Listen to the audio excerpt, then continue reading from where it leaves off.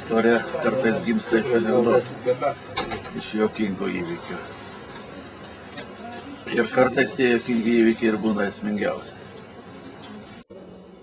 Aš manyčiau, kad istorija vis dėlto kuria visą visuomenę.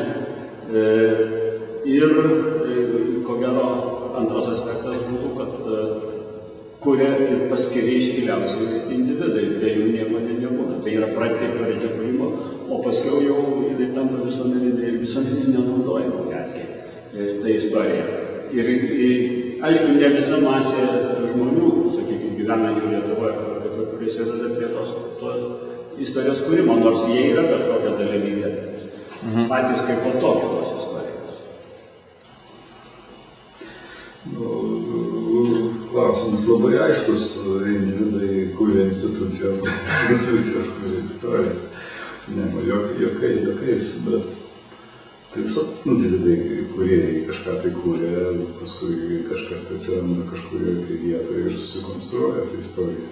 Prie istorijos formavimo prisideda visi tie, kurie ieško šaltinių, kurie jas atrenka ir kurie jas interpretuoja. Ir tai yra kolektyvinis darbas, kurį daro, pavyzdžiui, fotografijos istorijos atveju, tai daro ir tyrinėtojai, ir parodų sudarytojai, ir leidinių sudarytojai, ir recenzentai.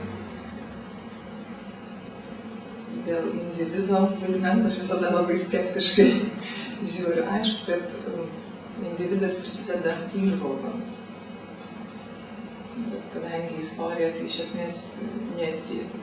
Nuodas faktas yra visiškai ne istorija, nuodas dokumentas yra ne istorija. Jis tampa istorija tik tada, kada yra įtraukiamas tam tikrą vertybių sistemą.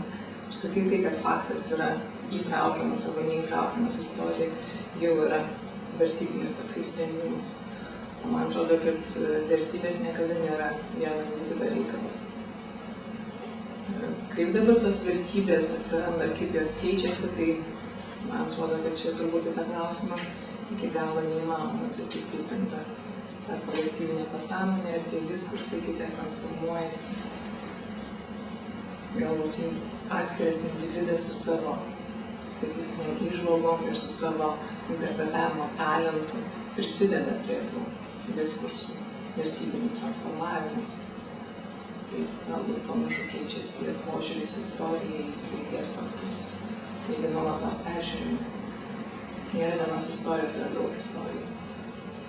Aš įsivaizduoju bent jau, kad istorija yra rašoma iš tam tikros perspektyvos. Ir tų perspektyvų gali būti 14. Ir objektyvios kaip tokios istorijos tikriausiai ir būti net nelabai gali. Tai ją kažkas parašo, dažniausiai parašo vyrai. Niekada istorijos nebuvo, visada buvo tik tai išmonės apie gerus herojus arba blogus. Tai matyt, visų pirma lemia žmogaus poreikis turėti istoriją, taip ir gimsta. Pirmosios istorijos, jos buvo kvazi istorijos, tik tai apie gerųjų herojų gerus darbus. Tai šiuolaikinė istorija, kad ir kaip jie atrodytų moksliška, bet matyti ją yra sublimuotas toks fundamentalus žmogaus poreikis turėti savo herojus ir turėti iliuziją, kad jisai gali turėti objektyvią tikrovę.